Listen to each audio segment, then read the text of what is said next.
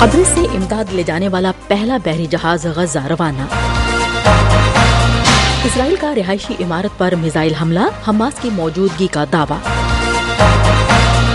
Haiti کے وزیر اعظم کا مستعفی ہونے کا اعلان۔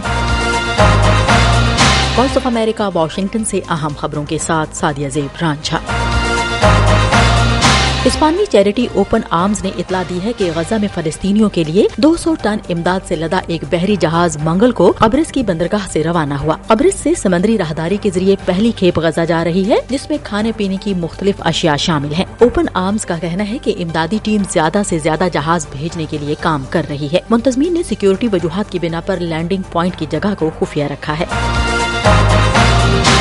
اسرائیل کی فوج نے کہا ہے کہ اس نے پیر کو غزہ کی پٹی میں ایک رہائشی عمارت پر میزائل داغا اور دعویٰ کیا کہ اس میں حماس کے عسکریت پسند چھپے ہوئے ہیں۔ فوج کی جانب سے پیر کو جاری کی گئی فوٹیج میں نامعلوم مقام پر حملے کے بعد کئی کمروں کو نقصان پہنچا۔ امریکہ، قطر اور مصر نے رمضان سے قبل جنگ بندی کی امید ظاہر کی تھی، لیکن ایسا ممکن نہیں ہو پایا۔ غزہ کی وزارت صحت کا کہنا ہے کہ اب تک کم از کم 31,000 سے زیادہ فلسطینی ہلاک ہو چکے ہیں۔ اقوام متحدہ میں فلسطینی اتھارٹی کے مستقل مبصر ریاض منصور، امور خواتین کے وزیر امل حماد اور فلسطینی خواتین کے وفد نے پیر کو سلامتی کونسل کے اجلاس سے قبل غزہ کی صورتحال پر بات کی۔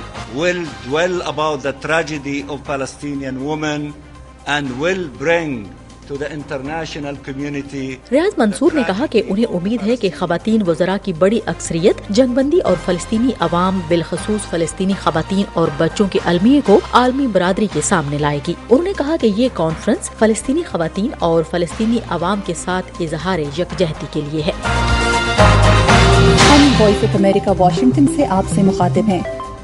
تنازعات میں جنسی تشدد پر نظر رکھنے والی اقوام متحدہ کی خصوصی نمائندہ پرمیلا پیٹن نے نیو یارک میں اقوام متحدہ کے صدر دفتر میں اسرائیل اور حماس کے درمیان تنازع پر اقوام متحدہ کی سلامتی کونسل کے اجلاس کے دوران بات کی۔ We found clear and convincing information that sexual violence, including rape, sexualized torture and ان کی ٹیم نے 29 جنوری اور 14 فروری کے درمیان ایک مشن پر اسرائیل کا دورہ کیا، جس کا مقصد 7 اکتوبر کے حملوں سے منسلک جنسی تشدد سے متعلق معلومات اکٹھی کرنا، ان کا تجزیہ کرنا اور تصدیق کرنا شامل تھا۔ انہوں نے کہا کہ اس بات پر یقین کرنے کے لیے معقول بنیادیں موجود ہیں کہ تنازع کے دوران جنسی تشدد کے متعدد کیسز سامنے آئے ہیں۔ حماس نے ان الزامات کو بارہا مسترد کیا ہے۔ ہیٹی کے غیر منتخب وزیر اعظم ایرل ہینری نے اعلان کیا ہے کہ وہ عبوری کونسل اور عارضی متبادل کی تقرری کے بعد سبکدوش ہو جائیں گے۔ ہینری نے ایک ویڈیو خطاب میں کہا کہ میں ہیٹی کے تمام باشندوں سے کہہ رہا ہوں کہ وہ پرسکون رہیں اور امن اور استحکام پیدا کرنے کی ہر ممکن کوشش کریں۔ دوسری جانب امریکی وزیر خارجہ اینٹونی بلنکن نے کہا کہ امریکہ اقوام متحدہ کی حمایت یافتہ کثیر القومی سیکیورٹی فورس کے لیے اضافی $100 ملین ادا کرے گا، جس کا مقصد ہیٹی پولیس کو مسلح گروہوں سے لڑنے میں مدد کرنا ہے۔ اس سے اس فورس میں امریکہ کی مجوزہ مالی اعانت $3 ملین تک پہنچ جائے گی۔ کیریبین کمیونٹی کیریکوم کے چیئرپرسن اور گیانی کے صدر محمد عرفان علی نے پیر کو اجلاس کے دوران کہا کہ یہ کیریبین کی تاریخ کا ایک نازک موڑ ہے۔ ہم وائس آف امریکہ واشنگٹن سے آپ سے مخاطب ہیں۔ امریکی انٹیلیجنس کے اعلیٰ حکام نے دنیا کو درپیش خطرات کا جائزہ لینے والے سینٹ کے ایک پینل کو بتایا کہ یوکرین کے مزید شہروں پر روسی قبضے سے بچنے کے لیے اربوں ڈالر کی اضافی امریکی مدد کی ضرورت ہے۔ Without supplemental assistance, it seems to me, lies a much grimmer future.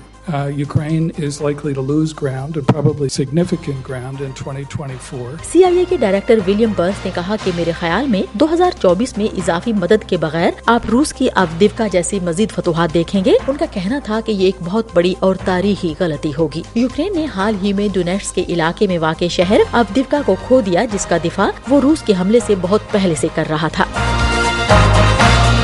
مزید خبروں اور اپڈیٹس کے لیے وزٹ کیجیے ہماری website urduvoa.com۔ Voice of America Washington کی اردو سروس سے خبروں کا یہ بلیٹن اب ختم ہوتا ہے۔ میں ہوں سعدیہ زیب رانجھا اور ایڈیٹر تھیں بہجت جیلانی۔